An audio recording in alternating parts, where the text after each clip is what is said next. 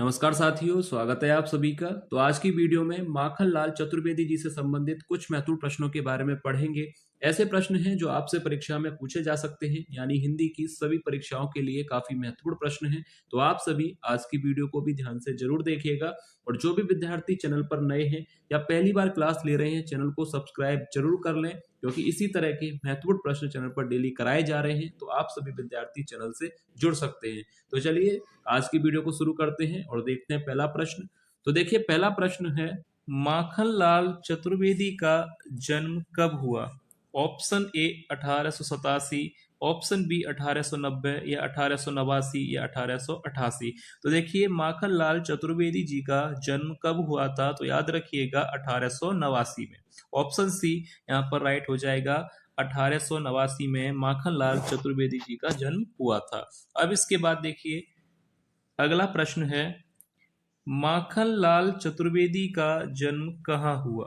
Option दे रखे हैं, अगोना बस्ती उत्तर प्रदेश में, या चिरगांव झांसी उत्तर प्रदेश, या बाबई होशंगाबाद मध्य प्रदेश, या लमही बनारस उत्तर प्रदेश। तो देखिए, माखनलाल चतुर्वेदी जी का जन्म कहाँ पर हुआ था? तो याद रखिएगा, बाबई होशंगाबाद मध्य प्रदेश में। ऑप्शन सी यहाँ पर राइट हो जाएगा। याद रखिएगा, मध्य प्रदेश के होशंगाबाद जिले के बाबई नामक गांव में इनका जन्म हुआ था। तो याद रखिएगा, ऑप्शन सी यहाँ पर राइट आंसर हो जाएगा।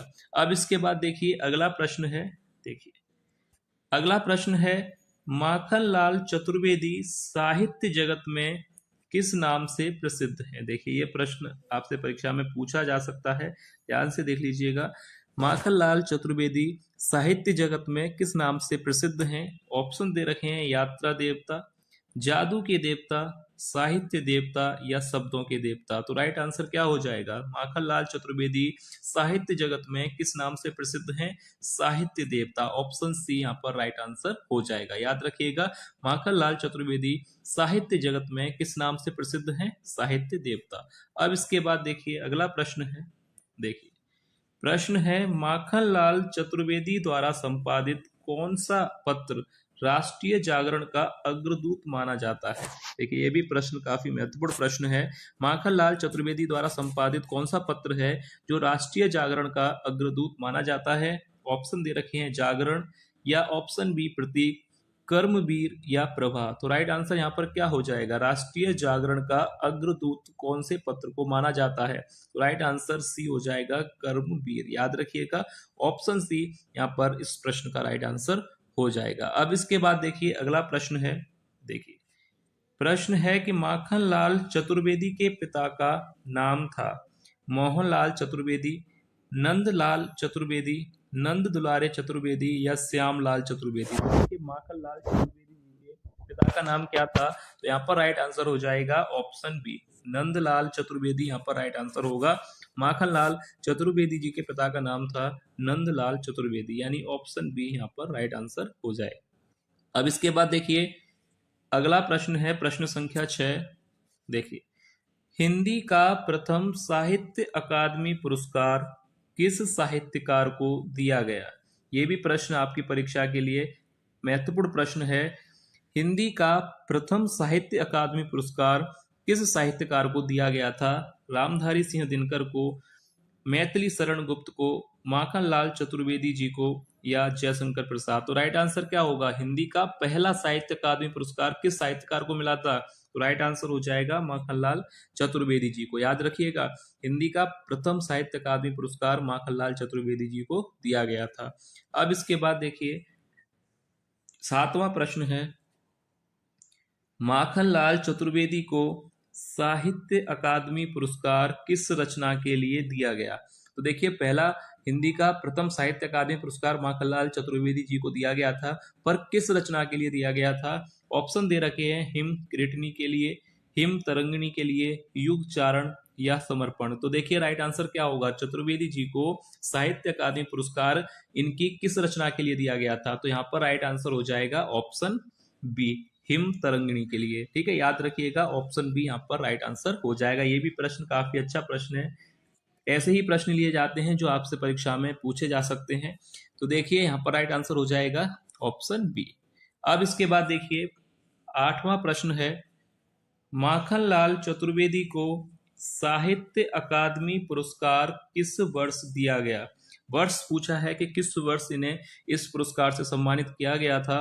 1955 में या 1953 में, 1950 या 1954? तो राइट आंसर क्या हो जाएगा? माखनलाल चतुर्वेदी को साहित्य अकादमी पुरस्कार दिया गया था वर्ष 1955 में। ऑप्शन ए यहाँ पर राइट आंसर हो जाएगा। वर्ष 1955 में साहित्य अकादमी पुरस्कार पाने वाले जो है माखनलाल चतुर्वेदी थे, और इनकी किस रचना के लिए मिला था? ऑप्शन वहां पर राइट था, हिम तरंगिनी। तो याद रखिएगा, हिम तरंगिनी रचना के लिए माखनलाल चतुर्वेदी को सन 1955 में साहित्य अकादमी पुरस्कार से सम्मानित किया गया था। ठीक है, तीनों प्रश्न एक ही इस लाइन में कवर हो गए। अब इसके बाद देखिए 9वां प्रश्न। देखिए प्रश्न संख्या 9, माखनलाल चतुर्वेदी को पद्म भूषण सम्मान किस वर्ष दिया गया था? देखिए इन्हें इस सम्मान से भी सम्मानित किया गया था। तो पद्म भूषण सम्मान किस वर्ष दिया गया था? 1965 में, 1962 में, 63 में या 1964 में? तो माखनलाल चतुर्वेदी को किस वर्ष इस सम्मान से सम्मानित किया गया था? तो राइट आंसर हो जाएगा ऑप्शन सी, 1963। याद रखिएगा, वर्ष 1963 में माखनलाल चतुर्वेदी को पद्म भूषण सम्मान से सम्मानित किया गया था। अब इसके बाद देखिए प्रश्न संख्या 10।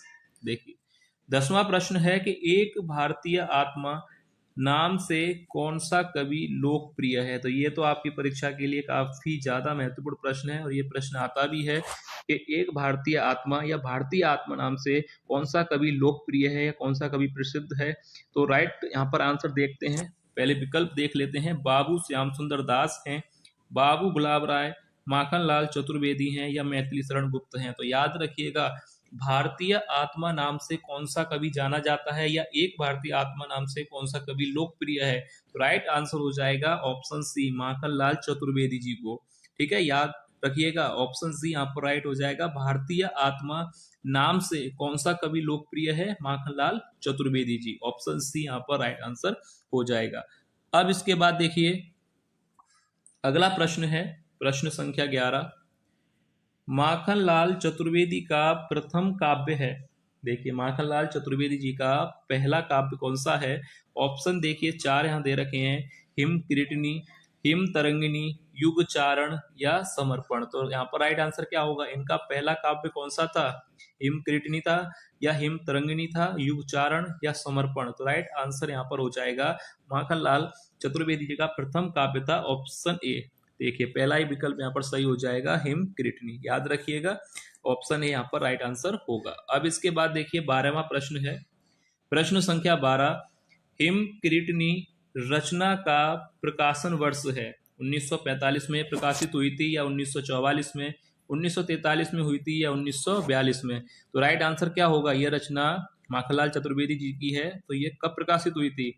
42 में, 43, 1944 या 1945? तो यहाँ पर इस का राइट आंसर क्या हो जाएगा? हिम किरीटिनी रचना का जो प्रकाशन वर्ष है वह क्या है? 1943। ऑप्शन सी यहाँ पर राइट आंसर हो जाएगा। अब इसके बाद देखिए अगला प्रश्न है, अब देखिए अगला प्रश्न है प्रश्न संख्या 13, हिम तरंगिनी रचना का प्रकाशन वर्ष है। ऑप्शन ए 1946, 1949, 1947 या 1948? तो राइट आंसर यहाँ पर क्या होगा?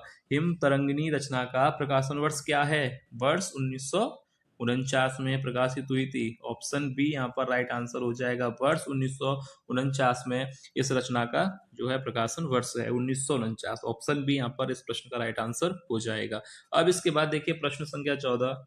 देखिए प्रश्न है कि समय के पांव रचना का प्रकाशन वर्ष है 1963, 62, 1961 या 1960? तो किस वर्ष यह रचना प्रकाशित हुई थी? 1963 में या 1962 में या 1961 में या 1960 में? तो राइट आंसर हो जाएगा ऑप्शन बी, 1962 में।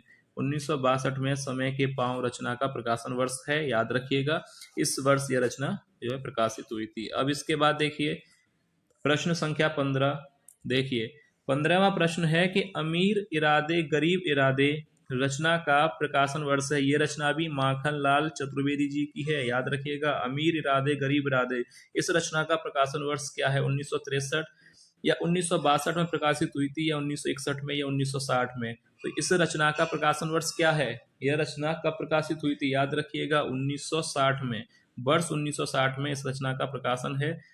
1960 में यह रचना जो है प्रकाशित हुई थी, याद रखिएगा। अमीर इरादे गरीब इरादे।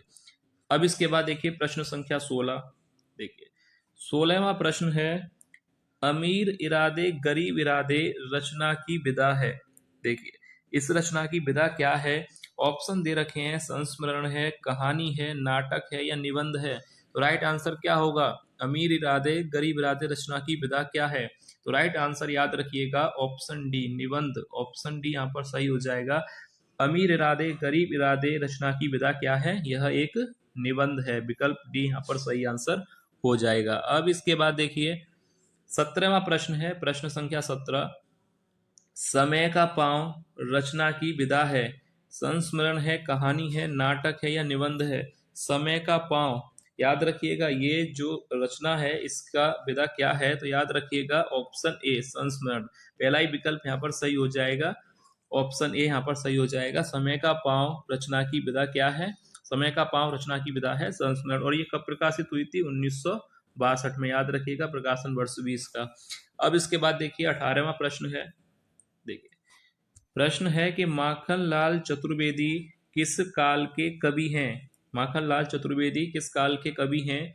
छायावादोत्तर, छायावादी, द्विवेदी युग, या भारतीय युग? तो राइट आंसर हो जाएगा माखनलाल चतुर्वेदी किस काल के कवि हैं?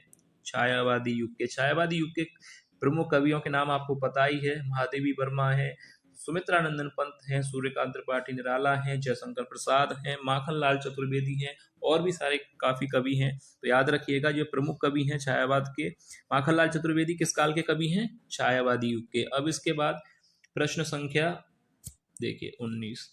माखनलाल चतुर्वेदी को देव पुरस्कार किस कृति के लिए मिला था? देखिए ये भी प्रश्न आपकी परीक्षा के लिए काफी अच्छा प्रश्न है। माखनलाल चतुर्वेदी को देव पुरस्कार किस कृति के लिए मिला था? हिम कीर्तनी के लिए, हिम तरंगिणी के लिए, युग चारण के लिए, या समर्पण के लिए? तो राइट आंसर क्या होगा? माखनलाल चतुर्वेदी को देव पुरस्कार से भी सम्मानित किया गया था, पर किस रचना के लिए मिला था देव पुरस्कार? तो यहाँ पर राइट आंसर हो जाएगा ऑप्शन पहला ही। ठीक है, याद रखिएगा पहला ही विकल्प यहाँ पर सही होगा। हिम कीर्तनी रचना के लिए इन्हें देव पुरस्कार से सम्मानित किया गया था। अब इसके बाद देखिए प्रश्न संख्या 20। देखिए 20वां प्रश्न है कि माखनलाल चतुर्वेदी को देव पुरस्कार किस वर्ष मिला था? यानी किस वर्ष सम्मानित किया गया था? 1942 में, 1943 में, 1945, या 1944? तो राइट आंसर क्या होगा? माखनलाल चतुर्वेदी को देव पुरस्कार किस वर्ष मिला था? ऑप्शन बी, 1943 में इन्हें देव पुरस्कार से सम्मानित किया गया था। और किस संस्था ने इन्हें सम्मानित किया गया था? किस संस्था से इन्हें सम्मानित किया गया था? याद रखिएगा हिंदी साहित्य सम्मेलन प्रयाग से। हिंदी साहित्य सम्मेलन प्रयाग ने इन्हें वर्ष 1943 में देव पुरस्कार से सम्मानित किया था। ठीक है, यहाँ तक आपको क्लियर है? और फिर भी किसी प्रश्न पर अगर आपको कोई भी डाउट है तो आप लोग कमेंट करके पूछ सकते हैं। अब इसके बाद देखिए प्रश्न संख्या 21। माखनलाल चतुर्वेदी का निधन कब हुआ? 1966 में, 1969 में, 1967, या 1968 में? तो किस वर्ष इनका निधन हुआ था? याद रखिएगा ऑप्शन डी राइट हो जाएगा। 1968 में इनका निधन हुआ था। इनका जन्म कब हुआ था? मैंने आप लोगों को बताया था 1889 में। याद रखिएगा इनका जन्म हुआ था 1889 में, और इनकी मृत्यु हुई थी 1968 में। तो याद रखिएगा जन्म और मृत्यु से संबंधित प्रश्न भी परीक्षा में बन सकते हैं। तो आप लोगों को सारे कवि लेखकों के जीवन परिचय अच्छे तरह से तैयार होना चाहिए, क्योंकि कोई भी रचना, जन्म स्थान, मृत्यु से संबंधित प्रश्न एग्जाम में पूछा जा सकता है। तो ठीक है, ये था आज की क्लास का अंतिम प्रश्न। उम्मीद है आपको आज की क्लास पसंद आई होगी। फिर भी आप लोग कमेंट करके जरूर बताइएगा कि आपको आज की क्लास कैसी लगी। तो चलिए मिलते हैं नेक्स्ट क्लास में ऐसे ही और महत्वपूर्ण MCQ के साथ। तब तक के लिए धन्यवाद।